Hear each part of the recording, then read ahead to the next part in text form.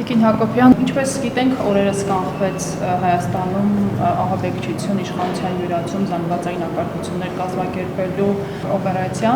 որի գլխավոր գործող անձը քննչական մարմինների հաղորդագրություններից դատելով եկեղեցու բարձր սպասավոր Վազգեն Գալստանյանն է։ Նաև օրերս մեկ այլ բարձրաստիճան հոգևորական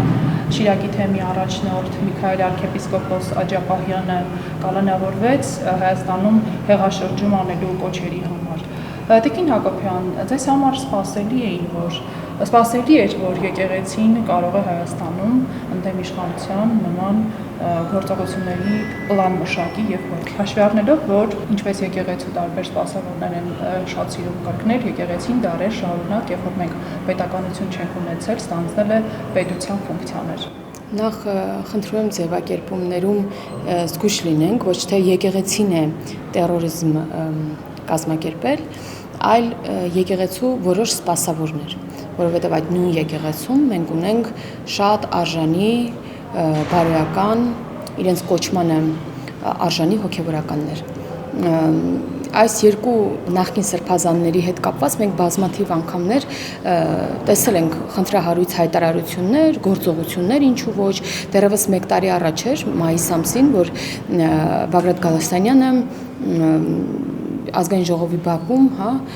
շենքի դիմաց ոստիկաններին ասում էր հանեք ձեր սաղավարտները, ձեզ ոչ ոք ոչինչ չի անելու, բայց հետո մենք տեսանք, թե ինչպես է այսպես հրահանգում, ուշ կիրառել ոստիկանների հանդեպ ու տարբեր եզրաքարերը պոկում ու խփում են ոստիկանների գլխին։ Այսինքն այս մարդու մոտ տարբեր դրվագներով նման մենք տեսել ենք այդ արունախում նկրտումները, բայց որ նման մասշտաբի, նման կազմակերպվածության ահաբեկչություն կլիներ, կնախատեսեին, այսա մի քիչ ֆանտազիաս չի հերիքում, որպեսզի պատկերացնեի, որ նման բան կլիներ։ Այսինքն սպասելի էր նրա կողմից հանցագործություն, բայց այս մասշտաբի եւ այս ձևակերպումներով իհարկե ոչ։ Քանի որ մի խումբ անձինք, ովքեր որ ներգրաված էին եղել այս շրջանակում, կալանքի տակ են, ըստ ձեզ Տիկին Հակոբյան, Հայաստանի պետականությանը, պետական իշխանությանը սպառնացող վտանգը արդյոք կանխվել է։ Հաշվի առնենք, որ նաև այսպիսի խմբակը ըստ տարբեր վերլուծությունների չէր կարող ինքնուրույն գործել եւ այն ունեցել է քաղաքական հովանավորներ։ Ինչ որ քաղաքական կենտրոններից է ուղղորդվել։ Միանշանակ, որովհետեւ հերթական չստացված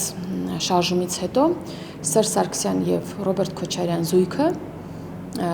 տապալեց շարժումը հերթական եւ արդեն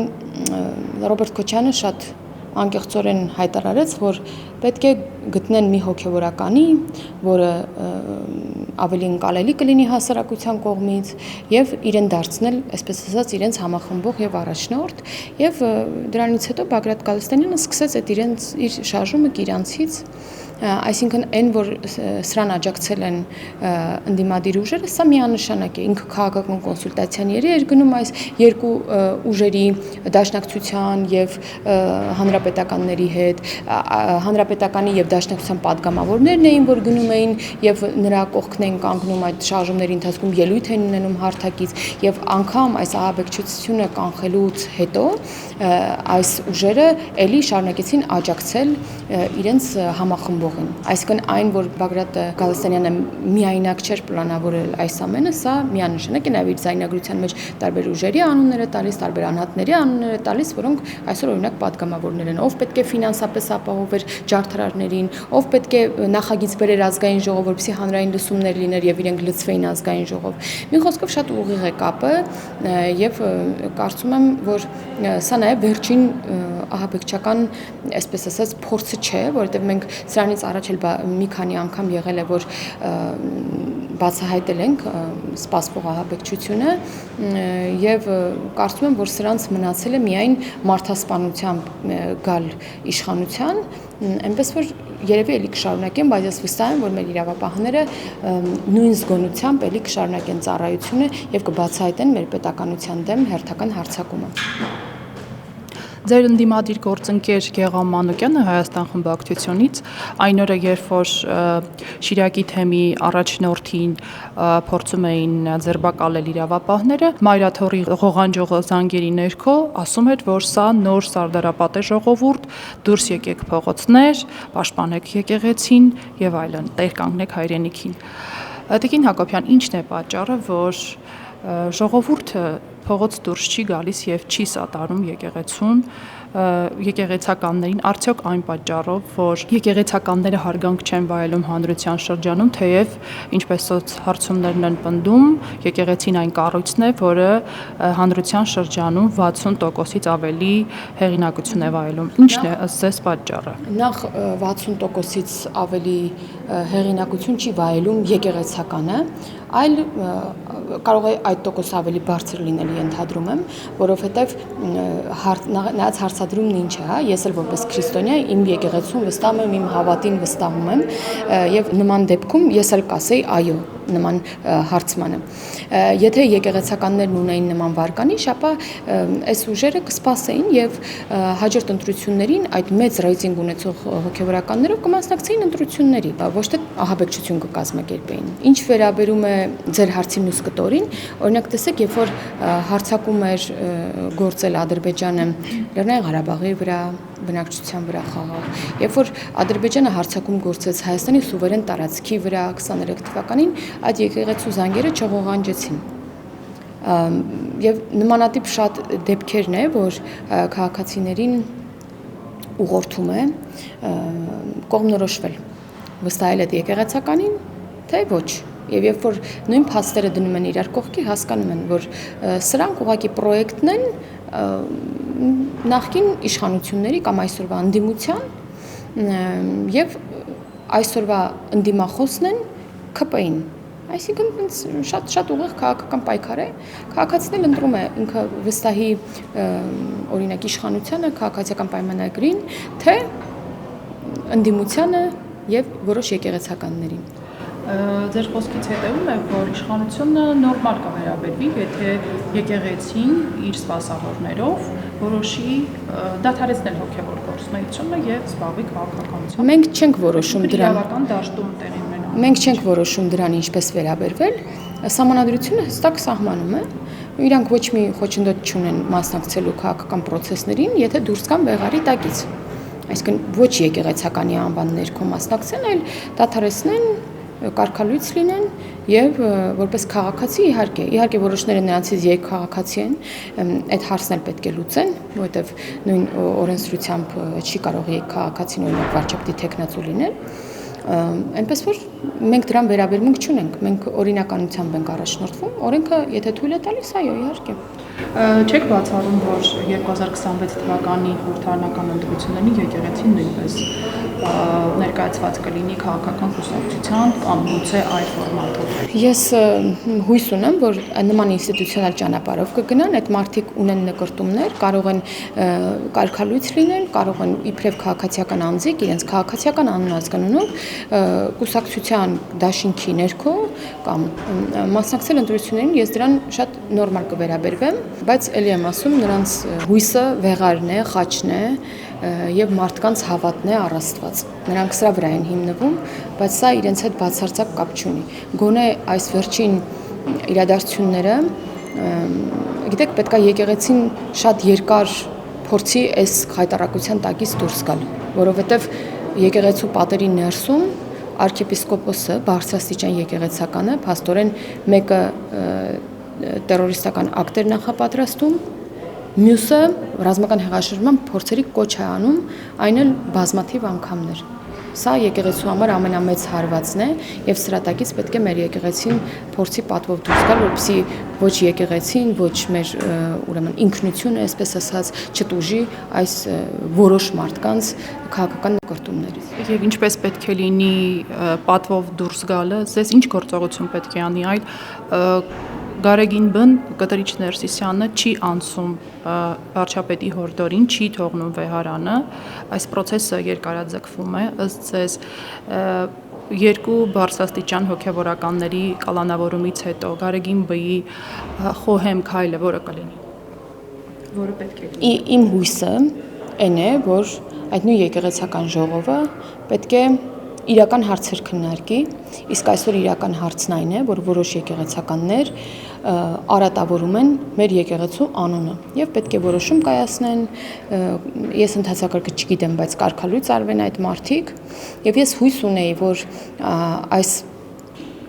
տերորիզմի պլանի բացահայտումից հետո եկեղեցին արդեն պետք է փորձեր իրեն տարալուծեր այս մարդկանցից, բայց մենք տեսանք աջակցական հայտարարություն, ինչը շատ ցավալի էր տեսնել։ Եվ նույն Կտրիչ Ներսիսյանը ինչպես պետք է պատասխանի վարչապետին, հո չի ասի այո, ես դուստր ունեմ։ Եթե ասի դուստր ունեմ, ինքը այդ վարքյանից արդեն իսկ դադարում է լինել կաթողիկոս, որովհետև արդեն իսկ անհնար է, որ զավակ ունեցողը եւ ուխտը խախտողը կուսակրոնության լինի բարձրաստիճան հոգևորական, այն էլ կաթողիկոս։ Ձեր ընդդիմադիր գործընկերները Հայաստան եւ Պատիվ ունեմ խմբակցությունները, ինչպես գիտենք, վարչապետի թեկնածու էին փորձում առաջադրել մեկին, որը փաստորեն Հայաստանում ռազմական հեղաշրջում անելու կոչեր է արել, դրանք վերահաստատել է նաեւ։ Սա ինչ ազդակ է։ Սա այն ազդակն է, որ այս մարդկանց համար նորմալ է ահաբեկչությունը կոչել քաղաքականություն։ Այն նույն դաշնակցության համար դա ուղղակի գործելակերպ է։ Նորմալ է իրենց համար։ Չէ՞ որ նրանք զենքի վրա են երթում ուտում, նրանց համար շատ նորմալ է, որ ահաբեկիչը կարող է լինել վարչապետի թեկնածու, հետևաբար նաև վարչապետ։ Սա իրենց համար շատ նորմալ է եւ իրենց աջակցությունը եւս իրենց սրան մասնակից լինելու եւս մեկ ապացույց է։ Մեկ այլ հայտարարության անդրադառնանք ձեր դաշնակցական գործընկերներից մեկի Հրանտ Մարգարյանի մասին է խոսքը, որը ինչպես գիտենք, շաբաթներ առաջ կայքերից մեկի հետ հարցազրույցում փաստացի հոկտեմբերի 27-ը համարեց պորտկում, ինչպես նաև նոյեմբերի 9-ի հայտարարությանը հաջորդած զանգվածային անկարգությունները, ինչպես նաև ազգային ժողովի նախագահի դեմ իրականացված բռնությունը ընդհանուր անվանեց սրբության սրբոց։ Արդյոք սա չի նշանակում, որ դաշնակցական ձեր գործընկերները պատրաստվում են եւս մի այսպիսի օպերացիա իրականացնել, հաշվի առնելով, որ նման հայտարարություն անողները դեռևս ազատության մեջ են, իրավապահները դեռևս նրանց ետևից չեն գնացել։ Բառացի Հրանտ Մարգարյանն ասում էր, որ կլինի պորտկում, թացը չորի հետ կտանի եւ կլինի նույն պորտկումը, ինչ հոկտեմբերի 27-ին ու նոյեմբերի 9-ին էր, եւ դա անխուսափելի է։ Դրանից հետո այս տերորիստական ակտի բացահայտումն է լինում, սա շատ ուղիղ փոխկապակցված է եւ ասում էր, որ այդ ակտը վերջնական կլինի սրբության սրբոց, այսինքն երբ որ գյուլեն բոլորին, քաոսի վերածեն երկիրը, քաղաքացիների այրեն ավտոբուսներում, ջարդուփշուր անեն ամբողջ երկիրը, այ դա կլինի սրբության սրբոց։ Ես այս մարդու հայտարարությանը չեմ վերաբերվել անլուրջ եւ չեմ ասել սա սննդած մարդ է, ինչ որ մի բան զառանցում է, ես սրա հետ կապված հաղորդում եմ ուղարկել գլխավոր դատախազին, իրավապահ համակարգին եւ հիմա այս գործը եւս քննվում է։ Հետո պատասխանից հետո նաև կհրապարակեմ, թե ինչ պատասխան եմ ստացել իրավապահ համակարգից։ Սրանց կապը շատ ուղիղ է,